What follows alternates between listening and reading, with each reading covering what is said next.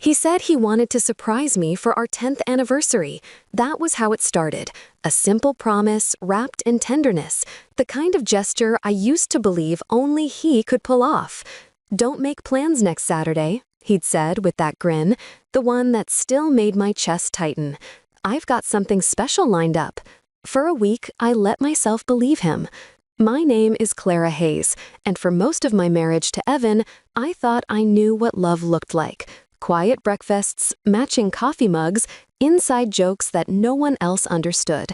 I thought devotion was in the small things. But now I know that devotion without honesty is just performance, and some performances deserve a final curtain call. It was 2 nights before our anniversary when I found the receipt. It wasn't hidden, not really, just carelessly tucked into the side pocket of his jacket, the jacket he never let me wash. A sliver of white paper, folded twice, worn at the edges. I pulled it out, expecting maybe a dinner reservation, but the logo caught my eye first. Monroe Jewelers. The purchase, a gold bracelet. The engraving, "To Leela, always." My stomach dropped. Leela, a name that tasted like acid. I remembered the new cologne he'd started wearing, the late nights at the office, the way he guarded his phone like a priest with a confession. I stood in our kitchen with that receipt trembling in my hand and realized the surprise wasn't for me. I didn't confront him that night.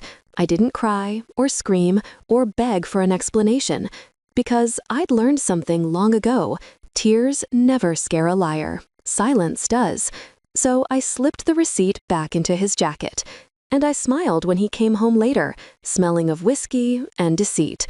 "Saturdays still on?" I asked softly. He kissed my forehead. "You'll never forget it." No, I thought, I won't.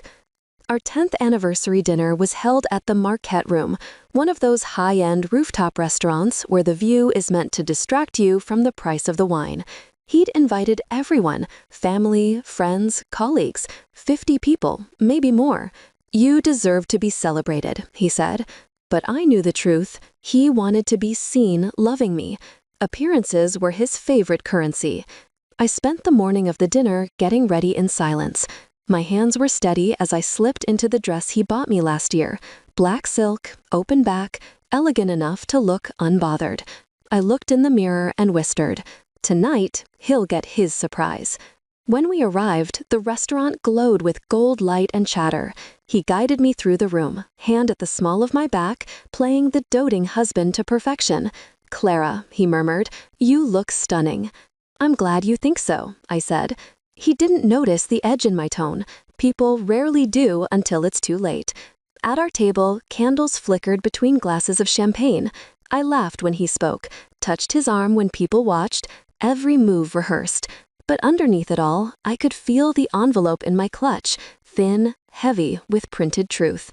When dessert was served, he stood to make a toast. He always loved the sound of his own sincerity. He clinked his glass, the room dimmed slightly, and the skyline shimmered behind him. 10 years, he began, looking at me like I was still the center of his world. 10 years with the most patient, beautiful woman I've ever known. Laughter, applause, he thrived on it. "She's my anchor, my best friend, my reason," he said. "And tonight, I want to celebrate not just our past, but our future." He lifted his glass toward me, and for a moment, I saw the man I once fell for, the man who'd held my hand at midnight when life was too heavy. But that man didn't exist anymore.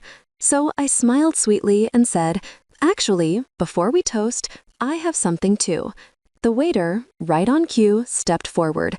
He placed an ivory envelope beside Evan's champagne flute. Evan frowned. "What's this?" "Your surprise," I said softly. He opened it, and the first photo slid out.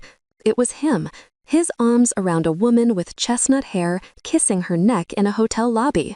Another photo, the bracelet glinting against her wrist. Another, texts printed clearly beneath the image. "Can't wait to see you again, my love. She'll never know." A hush spread across the room like spilled wine. His smile collapsed. For a long, terrible moment, no one spoke. The candlelight wavered. The city hummed beyond the glass walls. Clara, he said, finally, his voice breaking, where did you find them? I tilted my head. I could ask you the same about her. Someone gasped. His boss looked away. My sister's hand went to her mouth. I didn't want to ruin the surprise, I said, my voice trembling just enough to sound human. You said you wanted this night to be unforgettable. I looked around the table. Now it is.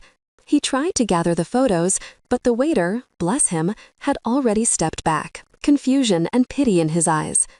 I stood, lifted my own glass, and said, "To honesty, the rarest gift in any marriage." I drank. He couldn't move. The room was silent, except for the faint clink of glass and the soft hum of the city below. And in that silence, something inside me finally exhaled, not triumph, but release. I left him there, surrounded by his own reflection. By the time I reached the elevator, the whispers had already begun. When I stepped into the night air, I didn't feel broken. I felt light. He called me for days afterward, then weeks. Each voicemail was a different act in his apology theater. Sorrow, denial, nostalgia, rage. I didn't respond to any of them. Because the thing about betrayal is, once you see it, you can't unsee it. And once you reclaim your dignity, you never owe anyone an encore. Months later, the divorce papers were signed. He moved in with her, Lila. I didn't even flinch when I saw their engagement announcement online. People like him don't stop performing. They just find new audiences. I focused on my work, my own name, my own peace. Sometimes I pass the Marquette room on my evening walks. Through the glass, I can see other couples celebrating, laughing, toasting, believing in their illusions. And I think of that night, how it wasn't the end of something, just the truth stepping into the light. I've learned that revenge doesn't always roar. Sometimes it whispers through the clink of a glass, the flicker of a candle, the look in a liar's eyes when he realizes his story's over. That night wasn't about punishing him. It was about freeing me. He gave me deceit wrapped in promises. I gave him truth wrapped in elegance. And I walked away knowing one simple thing. Some anniversaries mark love. Mine marked clarity. I used to think anniversaries were about what we celebrate together. Now I know they're about what we finally walk away from. You've just stepped into her revenge side, where every wound finds its justice, and every silence ends with truth. If her story struck a chord, make sure to like, share, and subscribe. Your support keeps these stories alive. Another secret waits in the next video. See how her revenge begins.